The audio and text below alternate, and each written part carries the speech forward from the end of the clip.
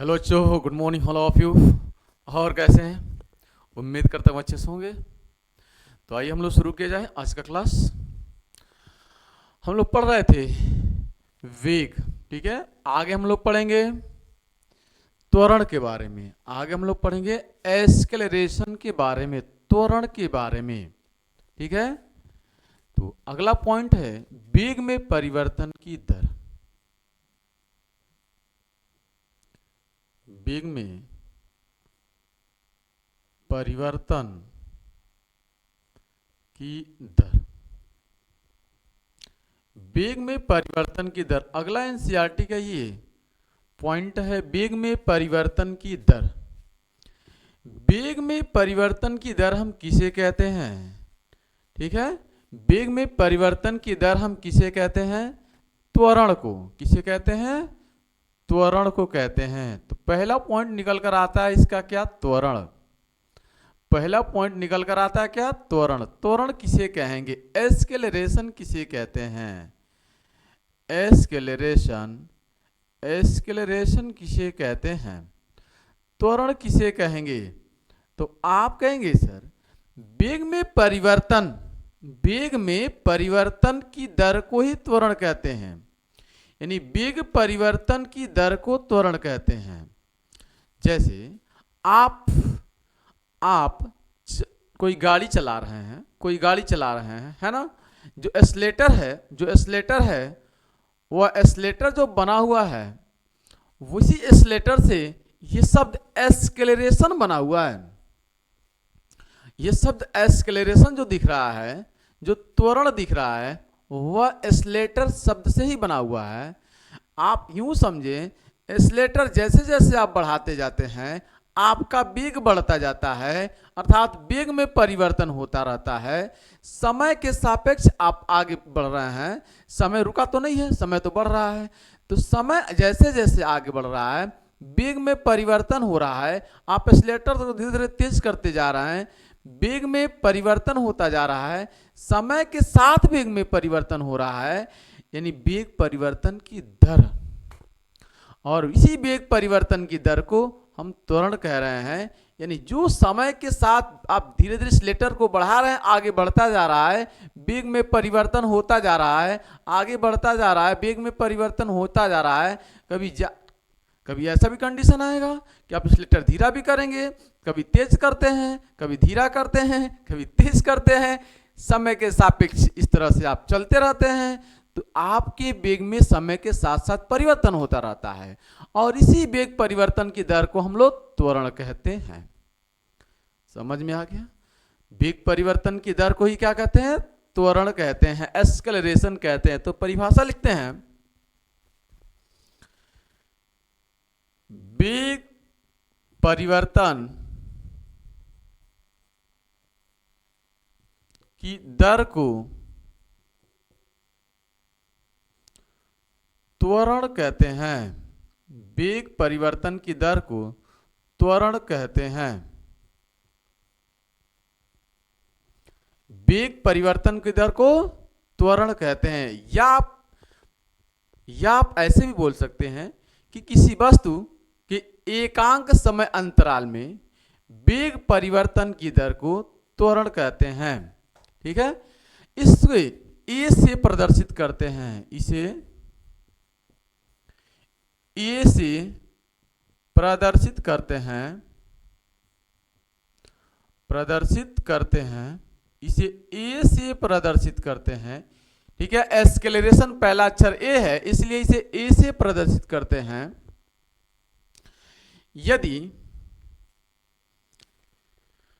हम फॉर्मूला सीधे लिख लेते हैं, अर्थात क्या? वेग त्वरण बराबर होता है, त्वरण बराबर होगा, एस्केलरेशन बराबर होगा वेग परिवर्तन, वेग परिवर्तन बटे में लिया गया समय, लिया गया समय, जितना समय लगेगा। ठीक है, वेग परिवर्तन बटे समय। और इसी वेग परिवर्तन बटे समय को, यानी वेग परिवर्तन के दौरान जितना समय लिया गया है, इसी के अनुपात को हम कहते हैं त्वरण। यदि किसी वस्तु का प्रारंभिक वेग u हो मान लिया जाए और t समय बाद उसका अंतिम वेग v हो जाता हो, तो उस कंडीशन में लिखते हैं माना किसी वस्तु का प्रारंभिक वेग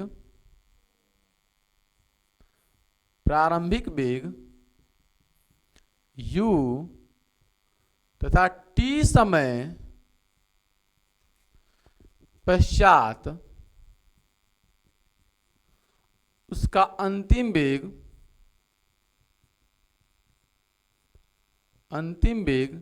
v हो जाता है,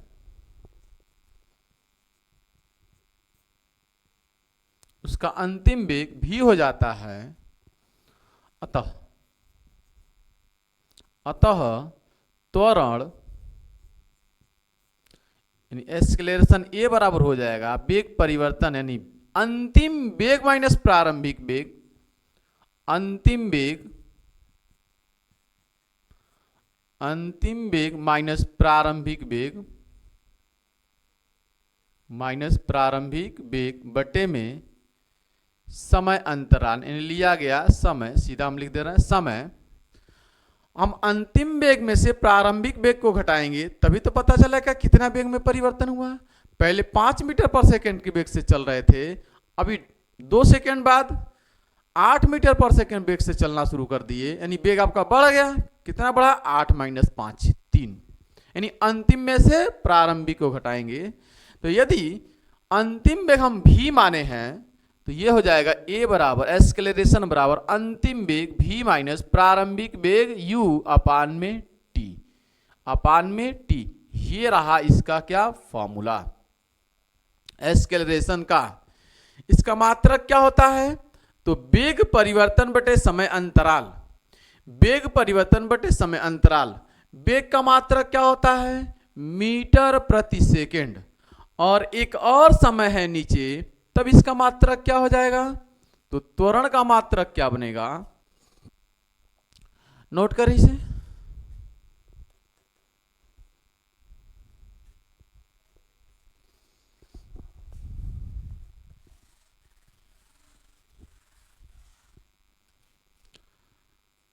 त्वरण का मात्रक क्या होगा? वेग परिवर्तन यानी वेग का मात्रक होता है मीटर प्रति सेकंड यानी बटे में सेकंड, और नीचे समय है, समय के लिए एक और सेकंड आएगा, तो ये हो जाएगा आपके पास मीटर, और इस बटे के लिए लगाते हैं प्रति। सेकंड और सेकंड मिलकर सेकंड स्क्वायर, ठीक है, यहीं पे लिखते हैं सेकंड स्क्वायर, ठीक है, सेकंड स्क्वायर। और यदि इस सेकंड को हम ऊपर ले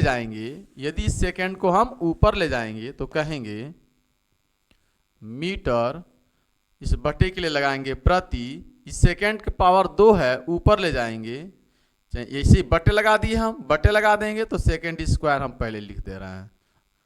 अब किसी बुक में इसको ऊपर ले जाएंगे तो इसको ऐसे भी लिख सकते हैं मीटर, इसको ऊपर ले जाएंगे तो पावर 2 है, ऊपर जाएगा तो माइनस का 2 हो जाएगा, इसलिए लिख देंगे सेकंड पे माइनस का 2। शॉर्ट में लिखेंगे तो मीटर प्रति सेकंड, ऐसे लिखते हैं मीटर प्रति सेकंड स्क्वायर, या ऐसे लिखते हैं मीटर प्रति सेकंड स्क्वायर, ठीक है। ये लिखने का इसका तरीका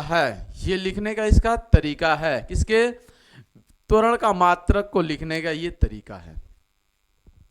अब त्वरण कैसी राशि है? तो त्वरण एक अदिश राशि है या सदिश राशि है। कैसे पता करेंगे? तो आपको पता है त्वरण बना किससे है? तो वेग से मिलकर, वेग से बना है। तो वेग कैसी राशि है? सदिश राशि है, इसलिए त्वरण भी कैसी राशि होगी? सदिश राशि होगी। तो त्वरण एक सदिश राशि है,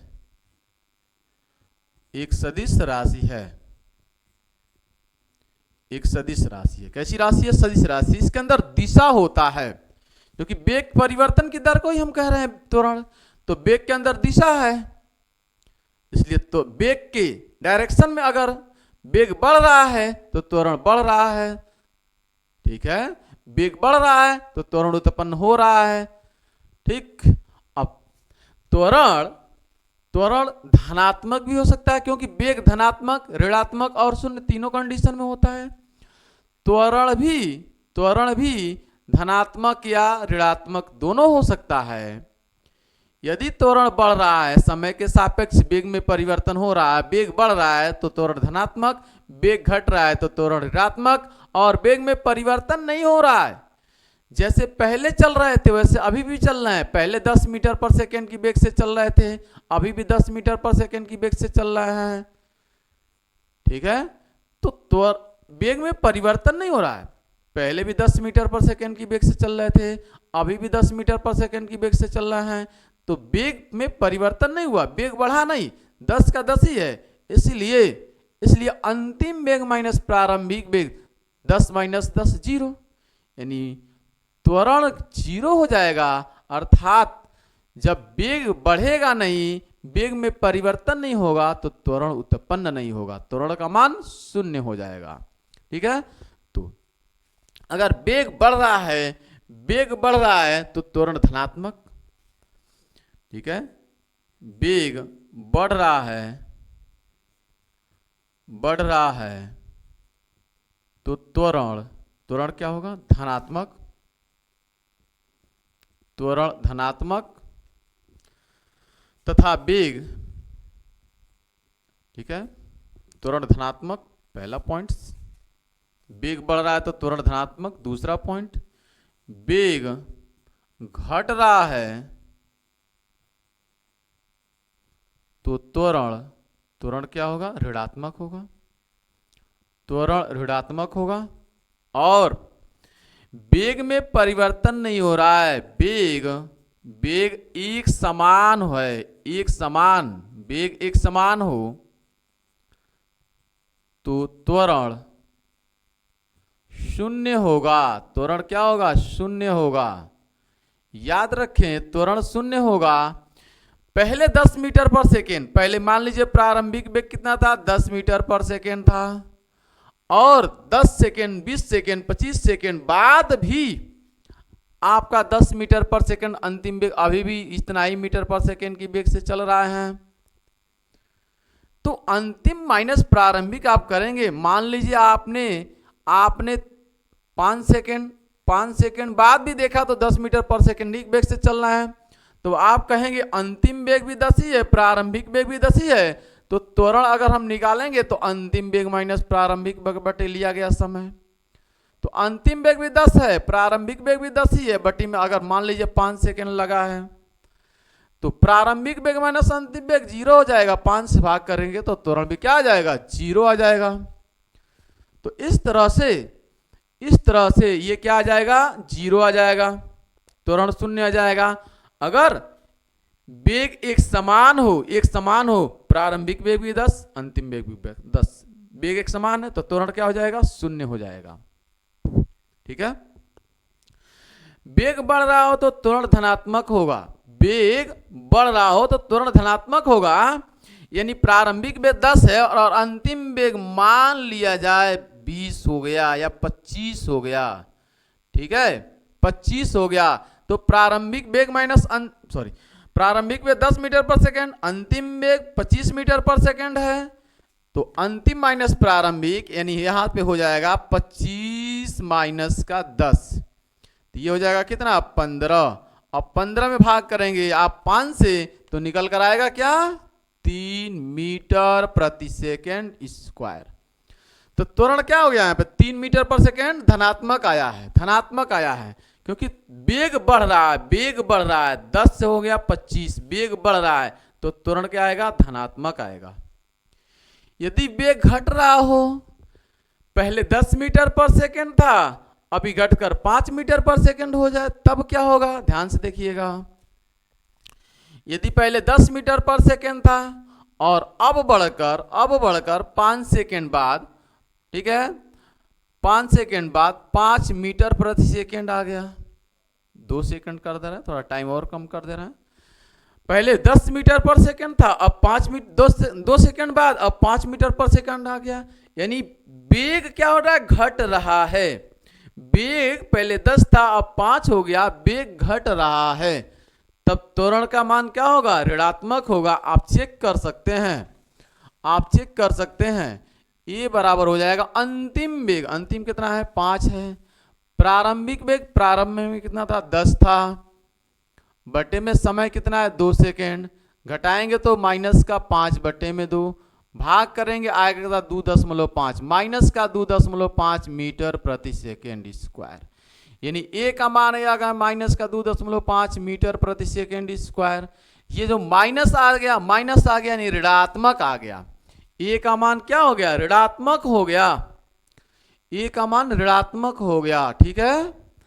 और कभी भी ए का मान जब ऋणात्मक हो जाए, त्वरण ऋणात्मक हो जाए, वेग घटने लगे, जैसे आपने बहुत तेज गाड़ी चला रहा था, आप एक्सीलरेटर बहुत तेजी से ले रहे थे, बहुत तेजी से वेग बढ़ रहा था, ठीक है। आप गाड़ी चालू किए, एक्सीलरेटर उठाए, एक्सीलरेटर आपने लगाया, बहुत तेजी से थोड़ा सा आगे लेकर चले, अचानक आपका वेग बढ़ता गया, बढ़ता गया, 50 मीटर पर सेकेंड हो गया। सामने गड्ढा आ गया थोड़ा, या ब्रेकर आ गया, सोचिए थोड़ा ब्रेकर आ गया। अगर ब्रेकर थोड़ा ऊंचा है तो आप अपनी ब्रेक लगाएंगे, गाड़ी को क्या करेंगे, रोकने के लिए ब्रेक लगाएंगे। जैसे ही आप ब्रेक लगाएंगे आपका वेग धीरा हो जाएगा, आपकी चाल धीरा हो जाएगी।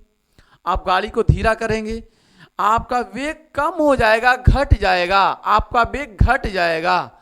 आपका वेग पहले 50 था, अब वेग घट जाएगा, 10 मीटर पर सेकेंड हो जाएगा।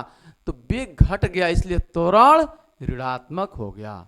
और इस त्वरण जब ऋणात्मक हो जाए, त्वरण जब ऋणात्मक हो जाए, त्वरण का परिमाण जब ऋणात्मक हो जाए, तो उसे हम कहते हैं मंदन, उसे हम कहते हैं मंदन, उसे हम कहते हैं मंदन। बात समझ में आ गई है। त्वरण जब ऋणात्मक हो जाए तो उसे हम कहेंगे मंदन। आइए अब त्वरण 2 तरीके का, हम लोग चाल 2 तरीके पढ़े, एक समान चाल और परिवर्ती चाल। हम लोग वेग 2 तरीके से पढ़े, एक समान वेग और परिवर्ती वेग। उसको ज्ञात करने के लिए 2 तरीका हम लोग पढ़े, औसत वेग और तात्क्षणिक वेग। चाल में भी औसत चाल और तात्क्षणिक चाल। त्वरण में भी हम ऐसे ही पढ़ेंगे 2 चीजें।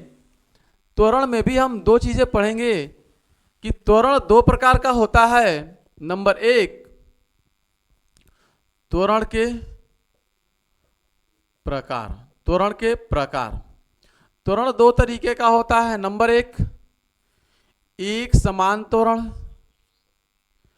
एक समान त्वरण, यूनिफॉर्म एक्सेलरेशन, यूनिफॉर्म एक्सेलरेशन, एक समान त्वरण। एक समान त्वरण किसे कहते हैं, तो जब कोई वस्तु समान समय अंतराल में समान वेग में परिवर्तन करता है तो उसे हम एक समान त्वरण के नाम से जानते हैं। जैसे देखिएगा, जैसे आपका वेग है 5 मीटर प्रति सेकेंड, 5 मीटर पर सेकेंड। आप 2 सेकेंड बाद आपका वेग हो गया 10 मीटर पर सेकेंड, ठीक है। 2 मीटर बाद 2 सेकेंड, अगले 2 सेकेंड बाद आपका वेग हो गया 15 मीटर पर सेकेंड, 15 मीटर पर सेकेंड, ठीक है। अगले 2 सेकेंड बाद आपका वेग हो गया 20 मीटर प्रति सेकेंड। तो इस तरह से अगर आप वेग में परिवर्तन देखेंगे, वेग में परिवर्तन देखेंगे, यानी वेग परिवर्तन की दर को ही त्वरण कहते हैं। तो त्वरण देखेंगे यहां पर, तो वेग में परिवर्तन देखेंगे। वेग में परिवर्तन कितना हुआ, अंतिम माइनस प्रारंभिक, अंतिम माइनस प्रारंभिक 10 माइनस 5, 5/2 सेकेंड। अंतिम माइनस प्रारंभिक, अंतिम माइनस प्रारंभिक, समझ में आ रहा है कि नहीं आ रहा। वेग परिवर्तन कैसे निकालते हैं, अंतिम माइनस प्रारंभिक, 10 माइनस 5, 10 माइनस 5 यानी आएगा 5/2, ये आएगा 2.5 मीटर प्रति सेकेंड स्क्वायर।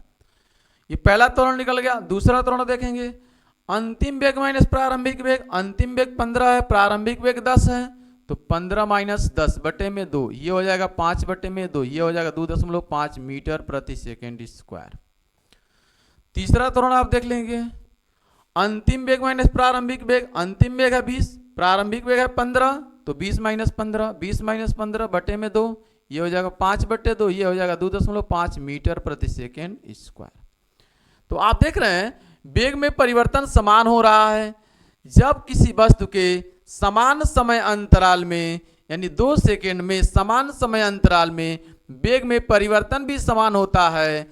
यहाँ परिवर्तन कितना है 5 मीटर पर सेकेंड का, यहाँ परिवर्तन कितना है 5 मीटर पर सेकेंड का, यहाँ वेग में परिवर्तन कितना है 5 मीटर प्रति सेकेंड का।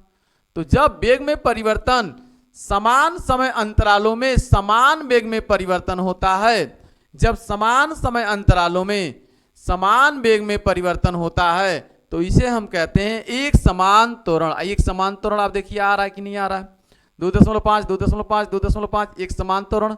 तो हम कहेंगे जब वस्तु के वेग में समान समय अंतराल में समान परिवर्तन होता है, तो उसे हम एक समान त्वरण कहते हैं। परिभाषा लिखें आप,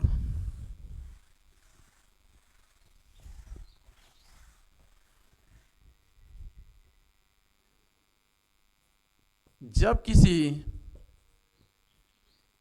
वस्तु के वेग में समान समय अंतराल में समान परिवर्तन होता है, तो वस्तु का वेग, तो वस्तु का त्वरण एक समान त्वरण कहलाता है, एक समान त्वरण कहलाता है, एक समान त्वरण कहलाता है। ठीक है, जब किसी वस्तु के वेग में समान समय अंतराल में समान परिवर्तन होता है, तो वस्तु का त्वरण एक समान त्वरण कहलाता है। ठीक है, दूसरा होता है परिवर्ती त्वरण। परिवर्ती त्वरण कहते हैं या असमान त्वरण कहते हैं। ठीक है, परिवर्ती त्वरण कहते हैं या असमान त्वरण भी कहते हैं हम, कि जब किसी वस्तु के समान समय अंतराल में अलग अलग वेग में परिवर्तन हो, भिन्न भिन्न वेग में परिवर्तन हो, तो ऐसे त्वरण को असमान त्वरण कहेंगे। परिभाषा लिखते हैं कि जब किसी वस्तु के वेग में समान समय अंतराल में असमान वेग में परिवर्तन होता है, तो वस्तु का त्वरण असमान त्वरण कहलाता है। असमान त्वरण कहलाता है, असमान त्वरण कहलाता है। ठीक है, असमान त्वरण कहलाता है। असमान त्वरण कहलाता है या परिवर्तित त्वरण कहलाता है। असमान त्वरण या परिवर्तित त्वरण के नाम से जानते हैं। ठीक है, असमान त्वरण कहलाता है या परिवर्तित त्वरण कहलाता है। इसे दो प्रकार से ज्ञात किया जा सकता है। ठीक है, परिवर्ती त्वरण दो प्रकार से ज्ञात किया जाता है। दो प्रकार से ज्ञात किया जाता है। नंबर एक औसत त्वरण। नंबर एक क्या है? औसत त्वरण। औसत त्वरण, औसत त्वरण। ठीक है, और नंबर दो क्या है? तात्क्षणिक। तात्क्षणिक तात्क्षणिक त्वरण, तात्क्षणिक त्वरण दो तरह से हम इसे कैलकुलेट करते हैं। जैसे हमने चाल को दो तरह से कैलकुलेट किया, औसत चाल और तात्क्षणिक चाल। वेग को हमने दो तरह से कैलकुलेट किया, औसत वेग और तात्क्षणिक वेग। वैसे ही त्वरण को हम दो तरह से कैलकुलेट करेंगे, औसत त्वरण और तात्क्षणिक त्वरण। ठीक है, एवरेज एक्सेलरेशन और इंस्टेंटेनियस एक्सेलरेशन, औसत त्वरण और तात्क्षणिक त्वरण। तो दो प्रकार से इसे हम ज्ञात कर सकते हैं। पहला हमने क्या कहा, इसे दो प्रकार से ज्ञात कर सकते हैं, दो तरीके से इसे कैलकुलेशन किया जा सकता है। नंबर एक, नंबर पहला क्या इसका है, औसत, औसत त्वरण, औसत त्वरण। औसत त्वरण किसे कहते हैं? ठीक है, औसत त्वरण किसे कहेंगे? कुल वेग परिवर्तन बटे कुल समय अंतराल, कुल वेग परिवर्तन बटे कुल समय अंतराल के अनुपात को हम, ठीक, औसत त्वरण बराबर क्या होता है? कुल वेग में परिवर्तन बटे लगा कुल समय, लगा कुल समय। ठीक है, एवरेज इस, ठीक है, एवरेज ए भी, एवरेज ए भी। ठीक है, औसत त्वरण, औसत त्वरण बराबर, ठीक है, डेल्टा, आप कह सकते हैं भी अपान डेल्टा टी। ठीक है, शॉर्ट में आप कह सकते हैं ऐसे, और ये शॉर्ट में हम लिख दिए हैं आपको। और तात्क्षणिक त्वरण, तात्क्षणिक दूसरा क्या है? तात्क्षणिक। तो तात्क्षणिक त्वरण, ठीक है, किसी विशेष क्षण पर प्राप्त त्वरण को तात्क्षणिक त्वरण कहते हैं। किसी विशेष क्षण यानी समय पर प्राप्त त्वरण को तात्क्षणिक त्वरण कहते हैं। ठीक है, ये होता है limit, limit delta t tending to zero, और ये डी भी अपान डी टी, ये होता है तात्क्षणिक त्वरण, इंस्टेंटेनियस एक्सेलरेशन, तात्क्षणिक त्वरण। ठीक है, तात्क्षणिक त्वरण, और ये हो गया आपके पास औसत त्वरण। और इस तरह की से आप निकाल सकते हैं। तो ये रहा आज का सेशन, ठीक है, त्वरण के बारे में। हम फुल एनसीईआरटी के कॉन्सेप्ट आपको दे रहे हैं, आपको बिल्ड करा रहे हैं। ठीक है, आप मजे से पढ़ते रहिए, मस्त रहिए, व्यस्त रहिए, पढ़ाई करते रहिए, जीवन में आगे बढ़ते रहिए। चैनल पर नए हो तो चैनल को सब्सक्राइब कर लीजिए, अपने दोस्तों में शेयर कर दीजिए कि जिन लोगों के पास अगर व्यवस्था नहीं है पढ़ने की, तो आप ऑनलाइन प्लेटफॉर्म पर फ्री ऑफ कॉस्ट हम आपको पूरा पूरा प्रोवाइड करा रहे हैं। अपने दोस्तों में शेयर कर दीजिए और चैनल पर बने रहिए शुरू से अंत तक। ठीक है, डेली आपके लिए एक वीडियो हम लेकर जरूर आते हैं। Thanks for watching this video. जय हिंद, जय भारत।